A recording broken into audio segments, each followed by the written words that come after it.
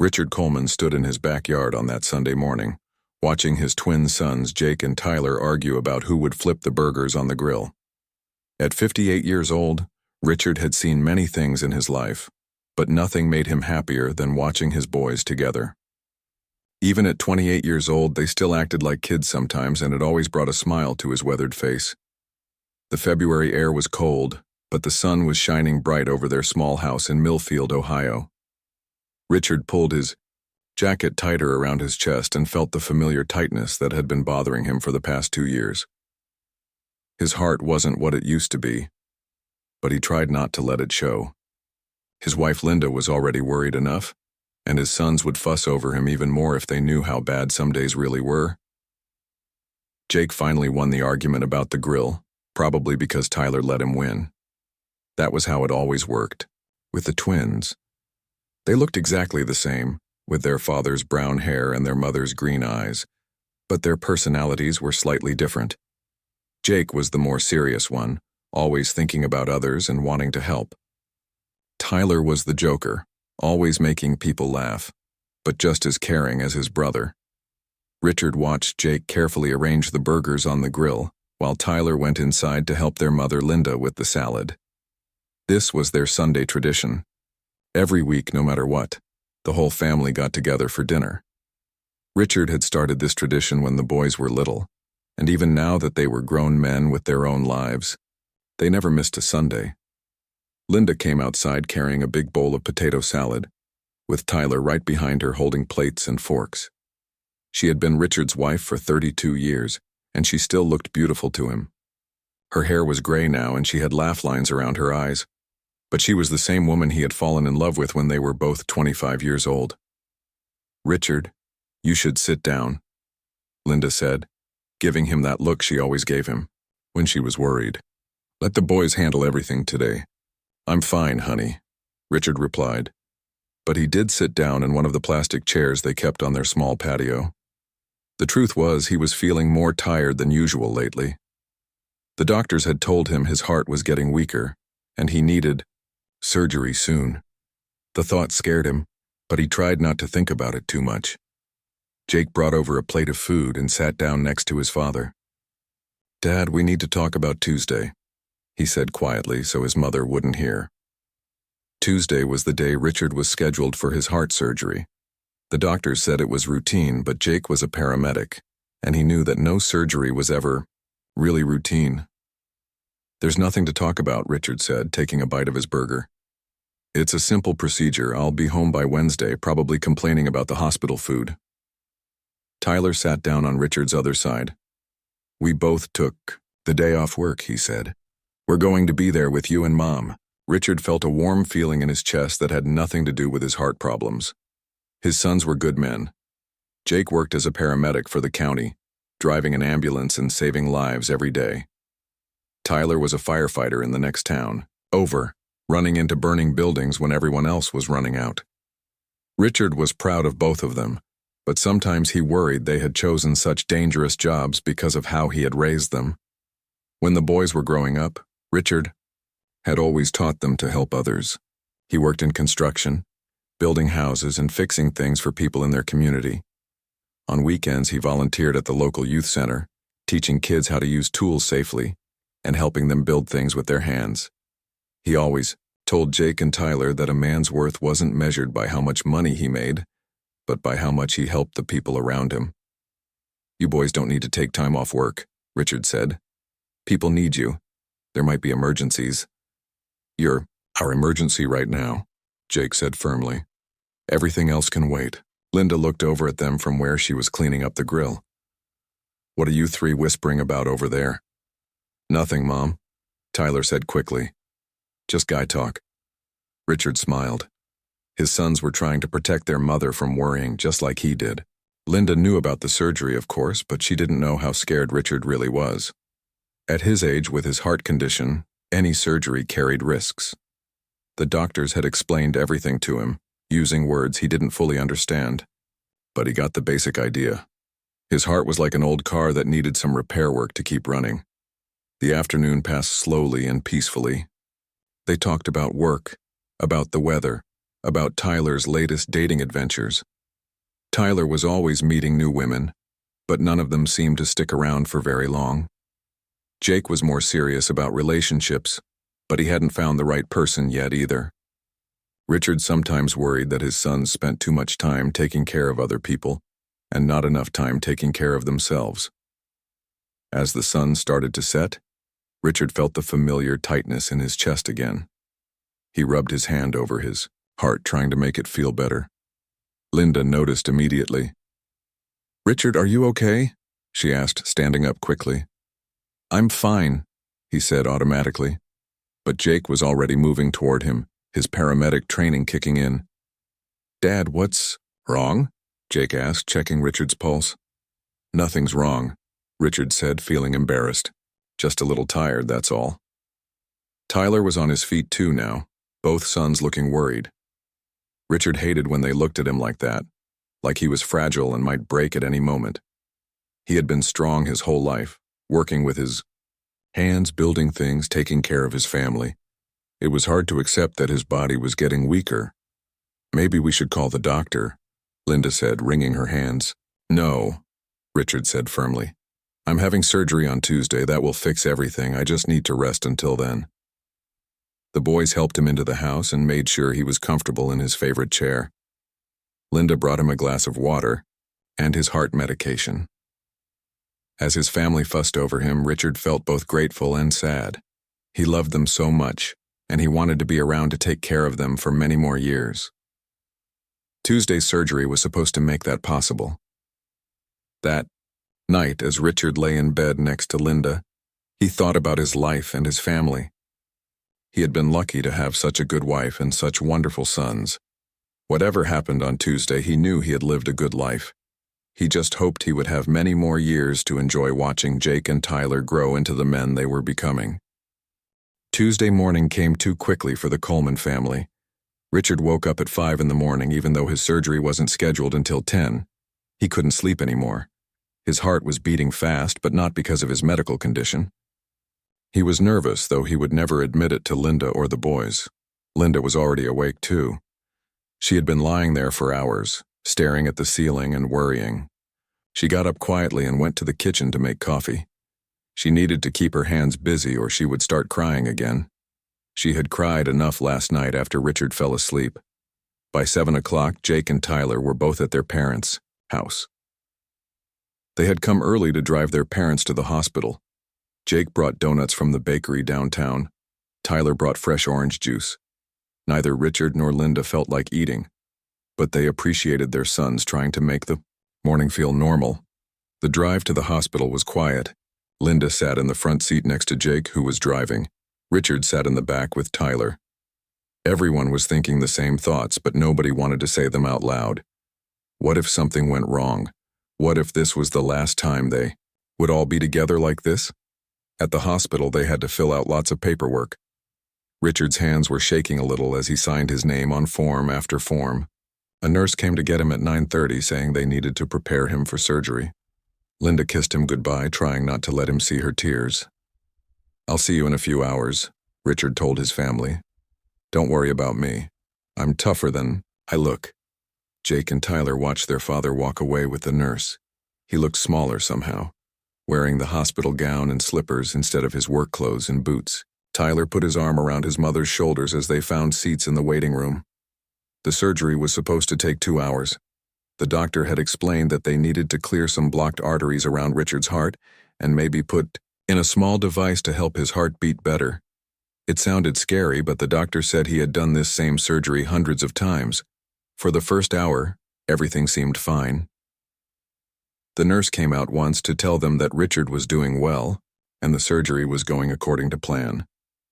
Linda relaxed a little bit. Jake and Tyler started talking about normal things like work and sports, trying to keep their mother distracted. After 2 hours, the doctor came out to talk to them. He was smiling, which made everyone feel better immediately. "The surgery went perfectly," he said. "Richard did great. We cleared the blockages and put in a small pacemaker to help regulate his heartbeat. He should recover completely." Linda started crying, but this time they were happy tears. Jake and Tyler both hugged her, and then they hugged each other. The relief was overwhelming. Their father was going to be okay. "When can we see him?" Linda asked. "He's in recovery now," the doctor said. "Give him about an hour to wake up properly, then you can visit. He'll probably be groggy for a while, but that's normal." The next hour felt like the longest hour of their lives, but finally a nurse came to get them.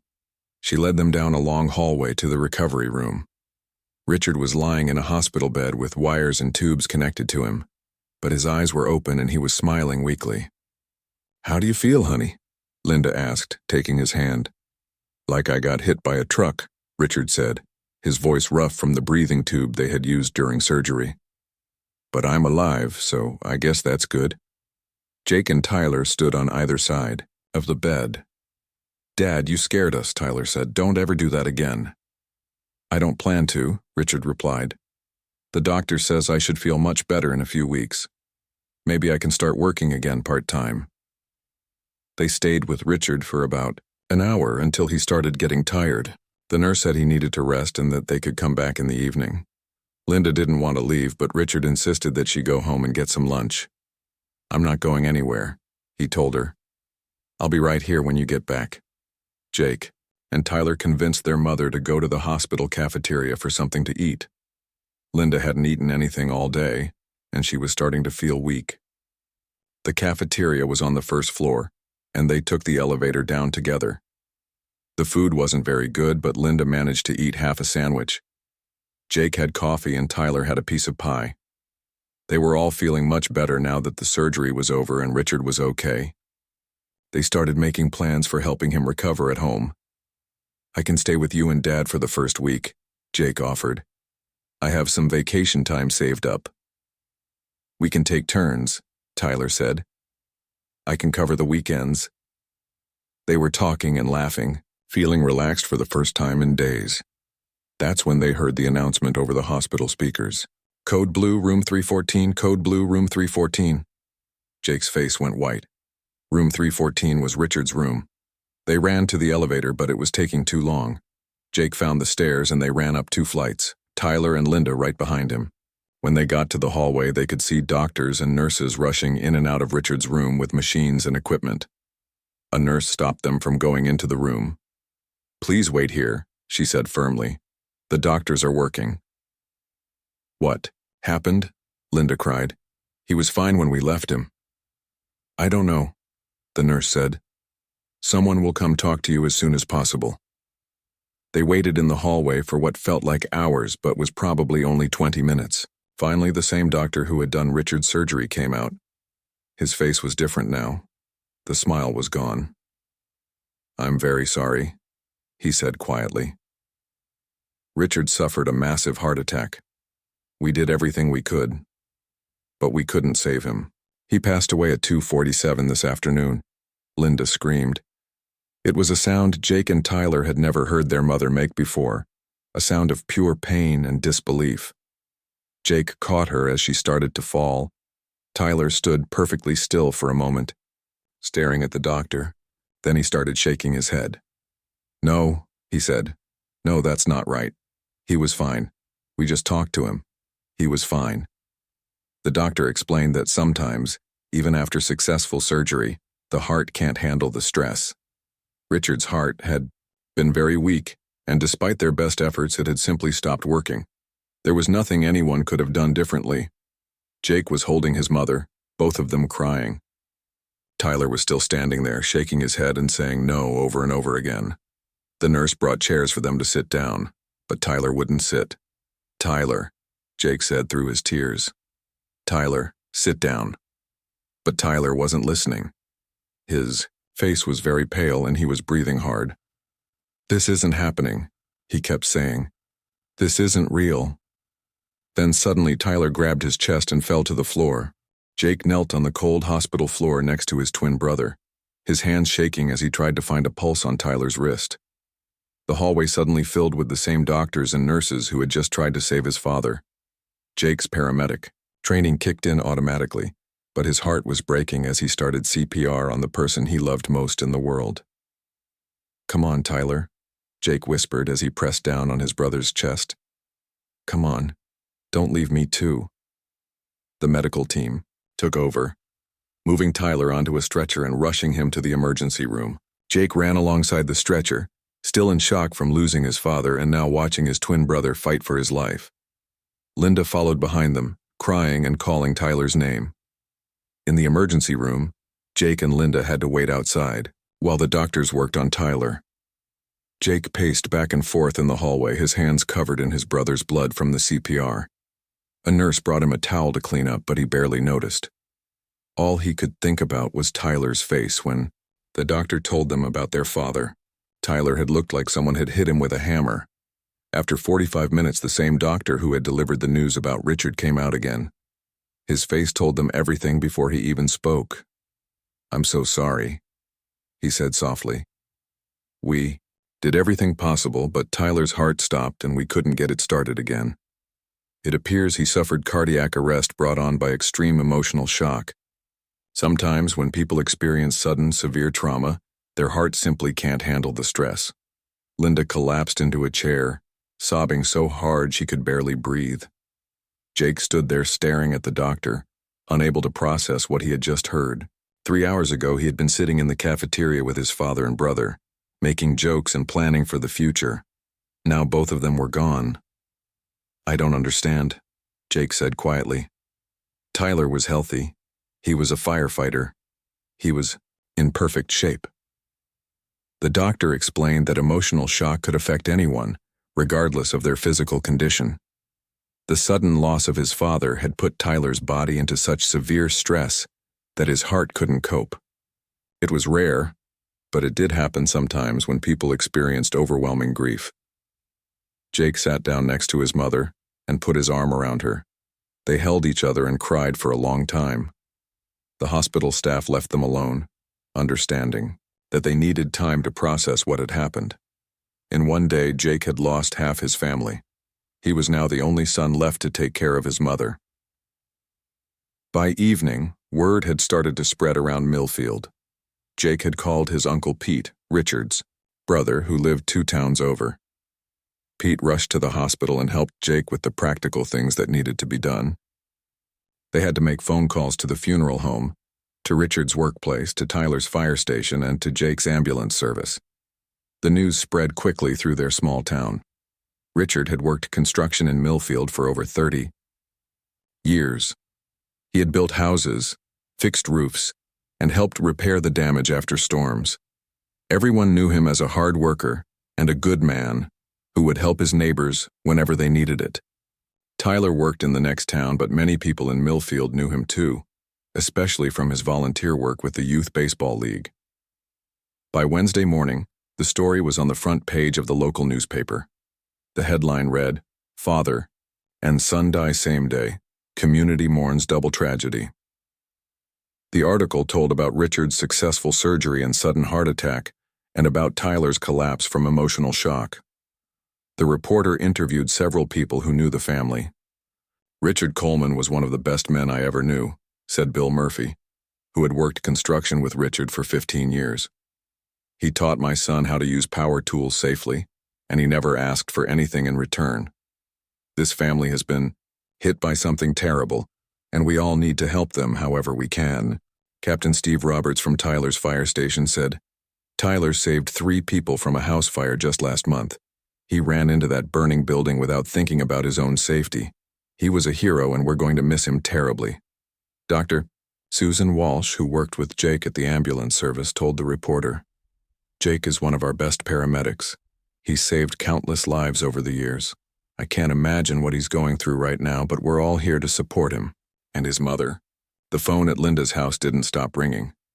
People called to offer help with funeral arrangements, to bring food, or just to say how sorry they were. Linda was too upset to talk to most people, so Jake answered the phone and tried to be polite to everyone who called. On Wednesday afternoon, Captain Roberts came to the house with several other firefighters. They wanted to provide an honor guard for Tyler's funeral.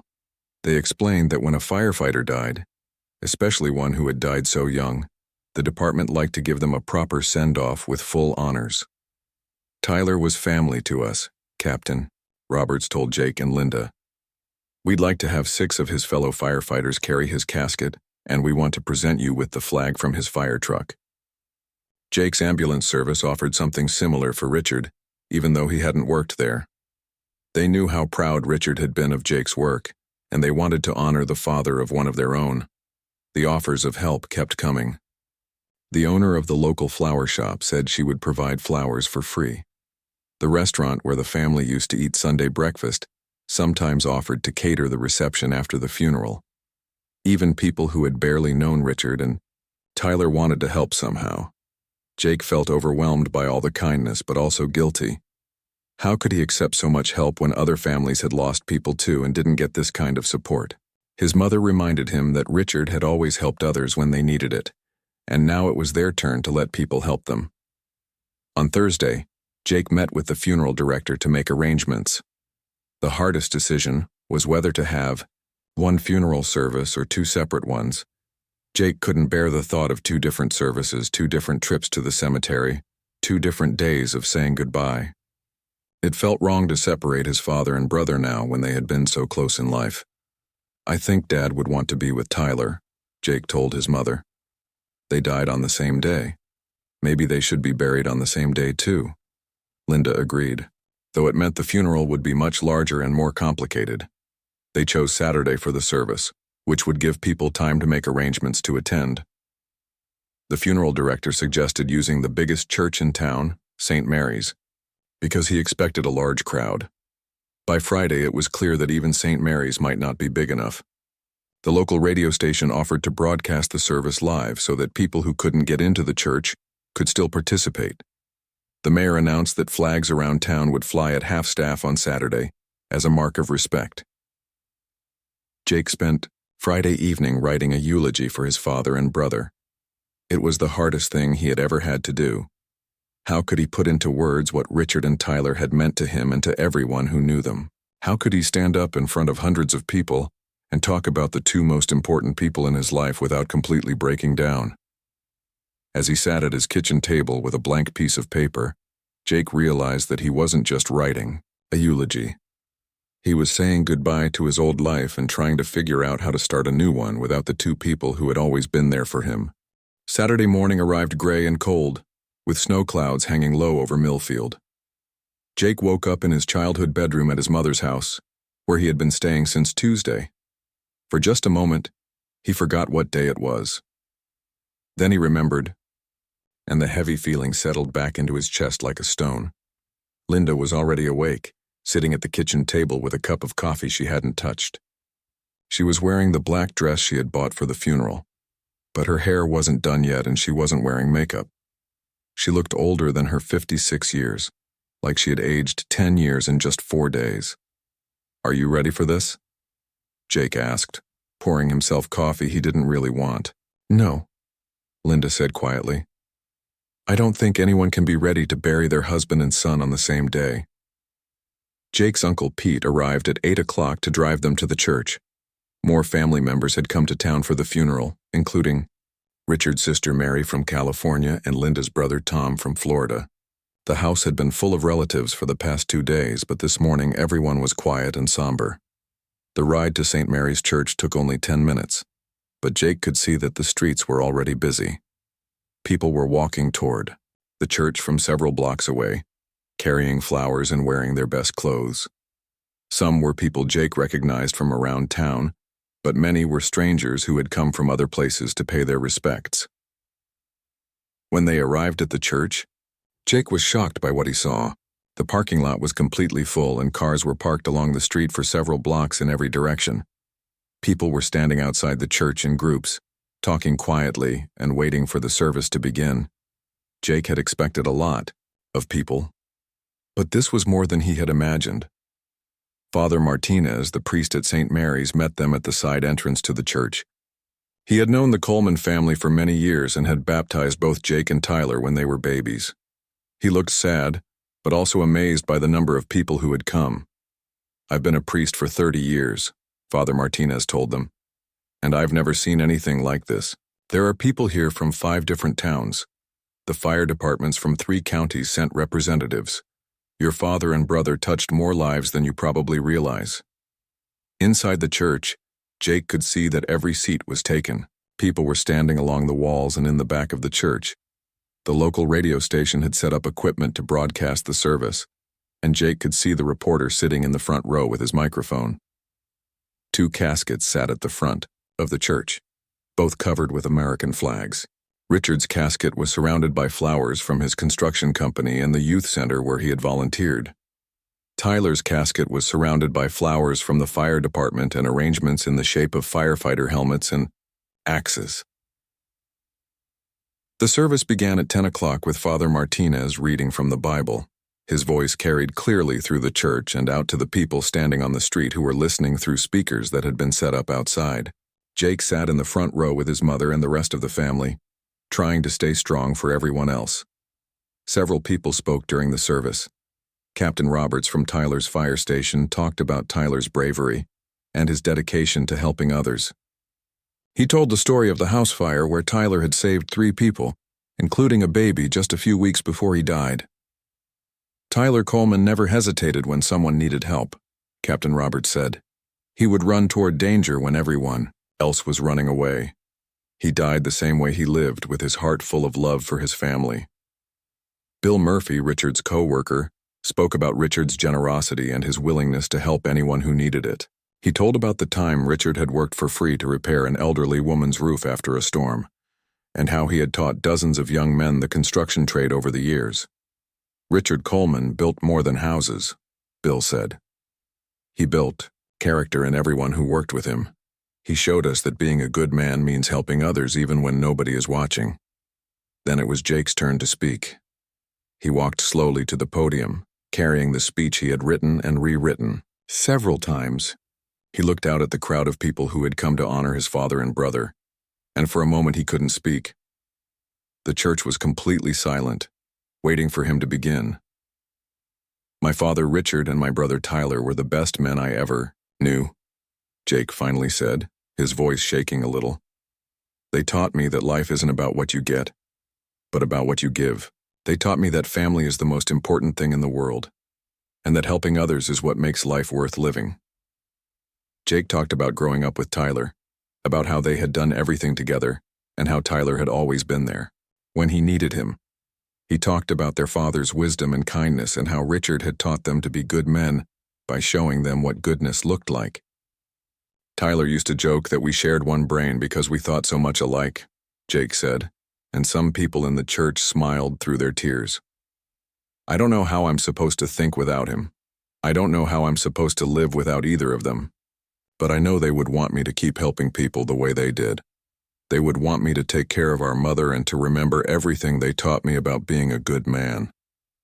By the time Jake finished speaking, there wasn't a dry eye in the church.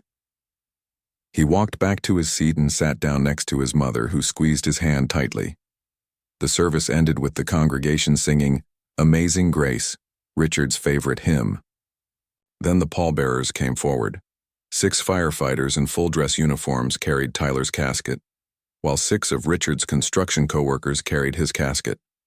They moved slowly and carefully, treating their burdens with the respect and honor they deserved. Outside the church, Jake was amazed to see how many people had gathered.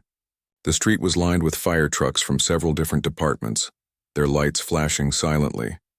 Paramedics and EMTs stood at attention as the caskets were loaded into the hearses. Construction workers in hard hats formed an honor guard along the sidewalk. The procession to the cemetery stretched for over a mile. Police officers had blocked traffic on the main roads so the funeral procession could pass through without interruption. People stood on their front porches and by the roadside, some saluting, some with their hands over their hearts, all showing respect for 2 men who had died too soon. At the cemetery, Father Martinez said a final prayer as both caskets were lowered into the ground side by side. Linda threw dirt onto each casket, followed by Jake and the other family members. Then, one by one, hundreds of people filed past the graves to pay their final respects. As the crowd began to thin out and people started walking back to their cars, Jake stood between the 2 graves with his mother. The February wind was cold, but they weren't ready to leave yet. This was the hardest goodbye Jake had ever had to say. They're together, Linda said softly. That's how they would have wanted it. Jake nodded, unable to speak. He looked around at all the flowers and flags and remembrances that people had left. His father and brother had lived good lives and had died knowing they were loved. It wasn't enough to make up for losing them, but it was something to hold on to. As they finally turned to walk away from the cemetery, Jake noticed a young woman standing by herself near the back of the crowd. She had been crying, and she looked like she wanted to approach them but didn't know if she should. There was something familiar about her, but Jake couldn't place where he might have seen her before. The woman started walking toward them, her hands shaking as she wiped tears from her face. The young woman walking toward them looked nervous and scared. She was pretty, with long brown hair and blue eyes that were red from crying. She was wearing a simple black dress and holding a small bouquet of white roses. Jake guessed she was about Tyler's age, maybe 26 or 27 years old. "Excuse me," she said quietly when she reached them. Her voice was shaking. "Are you Jake, Tyler's brother?" Jake nodded, confused. "Yes, I'm Jake, and this is my mother, Linda Coleman." The woman started crying harder when she heard Linda's name. "Mrs. Coleman, I'm so sorry for your loss. I'm Katie Morrison. I was Tyler's girlfriend." Jake and Linda both stared at her in shock. Tyler had never mentioned anyone named Katie. In fact, Tyler had been joking just last Sunday about how he couldn't find a good woman to date. He had said he was too busy with work to have a serious relationship. "Tyler's girlfriend?" Linda asked, looking confused. "But Tyler wasn't dating anyone. He would have told us." Katie wiped her eyes with a tissue and took a deep breath. "We had been together for 6 months. Tyler wanted to keep it secret at first because he said he needed to be sure it was serious before he introduced me to his family. He didn't want to bring home another girl who might not stick around." Jake remembered all the times Tyler had talked about meeting women but never getting serious with any of them. Now it made sense. Tyler had been dating Katie all along, but he had been protecting both her and his family by keeping the relationship private until he was ready to make it official. "He talked about you all the time," Katie continued, looking at Jake. "He said you were his best friend and that nobody understood him the way you did. He was so proud of you for being a paramedic. And Mrs. Coleman, he loved you so much he called you every day when he got off work." Linda started crying again, but this time there was happiness mixed in with the sadness. "He did call me every day. I always wondered why he called so much more than Jake did. He said it was because Jake was more independent, but he needed to hear your voice to feel okay about his day," Katie explained. "He was planning to bring me to Sunday dinner next week. He wanted to introduce me properly." Jake felt like the world was spinning. His twin brother had been in love with someone for 6 months, and Jake had never even suspected it. How could two people who shared everything have such a big secret between them? "Katie," Jake said carefully, "why didn't you come to the hospital? Or call us before now?" Katie looked down at her hands. "Tyler made me promise that if anything ever happened to him at work, I wouldn't contact his family unless we were engaged or married. He said he didn't want to put you through meeting me for the first time while you were grieving. He said it wouldn't be fair to you or to me. But you came today," Linda said gently. "I had to," Katie replied, "because there's something else Tyler never got the chance to tell you. Something important." Jake felt his stomach drop. He wasn't sure he could handle any more surprises or shocking news. This week had already been more than he could bear. Katie reached into her purse and pulled out a small black box. "Tyler bought this 3 weeks ago. He was planning to propose to me next weekend after your father recovered from his surgery. He wanted to wait until Richard was feeling better so the whole family could celebrate together." She opened the box to show them a simple but beautiful diamond ring. It wasn't expensive or flashy, but it was exactly the kind of ring Tyler would have chosen. Practical, but meaningful. Just like Tyler himself. Linda gasped and reached out to touch the ring. "He was going to get married?" "That's not all," Katie said, her voice barely above a whisper. "Mrs. Coleman, I'm 3 months pregnant. Tyler and I'm going to have Tyler's baby." The words hit Jake like a physical blow. He sat down hard on a nearby bench, trying to process what Katie had just told them. Tyler was going to be a father. Tyler had been planning to propose. Tyler had been planning a whole future that would never happen now. Linda stood perfectly still for a long moment, staring at Katie. Then, without warning, she stepped forward and pulled Katie into a tight hug. "Oh, sweetheart," Linda sobbed. "Oh, my dear girl, you're carrying my grandchild." Katie cried into Linda's shoulder, and Jake could see that she had been carrying this burden alone for days. She had lost the man she loved, and she was pregnant with his child. And she had been too, scared to reach out to his family because of a promise she had made. "Tyler didn't know about the baby yet," Katie explained through her tears. "I found out on Monday. I was going to tell him after your father's surgery. I wanted to wait until the family stress was over. I thought we had time." Jake finally stood up and walked over to the two women. He put his arms around both of them, and the three of them stood there crying together in the cemetery where Richard and Tyler were buried. "Katie," Jake said when he could finally speak, "you're family now. Tyler might not have had the chance to marry you, but you're carrying his child. That makes you our family." Over the next few weeks, Katie became a regular visitor at Linda's house. She had been living alone in a small apartment across town, working as a nurse at the local clinic. Linda insisted that Katie move in with her, at least until the baby was born. "I'm going to be a grandmother," Linda told Jake one evening as they watched Katie sleeping on the couch. "I lost my husband and my son, but I'm going to be a grandmother. Tyler is still going to be a father in a way." Jake found it comforting to have Katie around.